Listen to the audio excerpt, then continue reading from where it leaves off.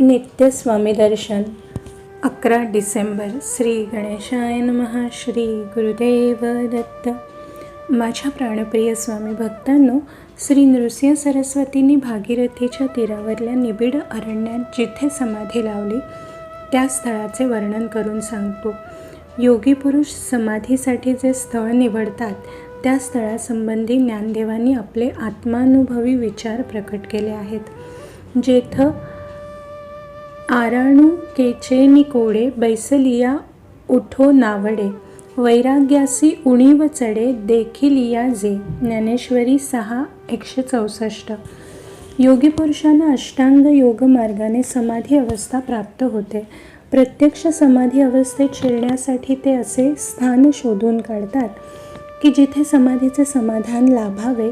समाधी अवस्था जागृत करण्यासाठी आसन मांडी एकदा का घातली की उठू नये अशी मानसिक स्थिती व्हावी इतके ते स्थान रमणीय असावे. जवळ झुळझुळ वाहणारी नदी असावी. वटवृक्षाखाली ते स्थान असावे. मुख्य म्हणजे ते स्थान असे असावे की वैराग्य वृत्तीचा जिवंत झरा आपसूक प्रकट व्हावा. धैर्याचा उत्साह वाढावा.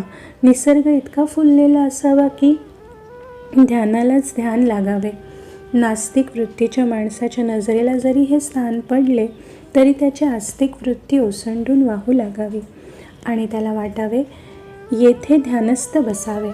चक्रवर्ती सम्राट राजाच्या नजरेला हे स्थान पडले तर त्याच्या मनाला असा मोह पडावा की राज्याचा त्याग करावा आणि या ठिकाणी भगवंत चिंतनात ध्यानस्थ बसावे. बसल्या क्षणी समाधी लागावी असे हे पवित्र स्थान असते. जेथ अमृता चेनी पाडे, मुळे ही सकट गोडे, जोडती दाटे झाडे सदा फळती. ज्ञानेश्वरी 6:173. बारमास अमृताची फळे लगटावी अशी दाट झाडे चोहोबाजूंनी असावीत. झाडांची मुळे सुद्धा इतकी अमृतमय गोडव्यानी रसरसलेली असावीत की आश्चर्याला आश्चर्य वाटावे. ते रान इतके दाट असावे की त्या रानातली सर्व झाडे ही अमृत फळांनी बहरलेली असावीत. पाणी इतके शुद्ध आणि पवित्र असावे की पावसाळ्यात सुद्धा ते गढूळतेने प्रवेश करू नये. झाडातून ऊन असे झिरपावे की दिवसा जणू चंद्रप्रकाश अवतरला आहे. मंद झुळुकांची रेलचेल असलेला सुगंधी वारा वाहता असावा. साधक हो, हे समाधीस्थान इतके सुंदर असावे की मनाला संतोष व्हावा. श्री नृसिंह सरस्वती ज्या अरण्यात शिरले ते दाट रान असे होते. त्या रानात श्री नृसिंह सरस्वती वडाच्या झाडाखाली बसले आणि समाधी अवस्था भोगू लागले. श्री गुरुदेव दत्त.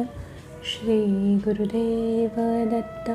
श्री गुरुदेव दत्त.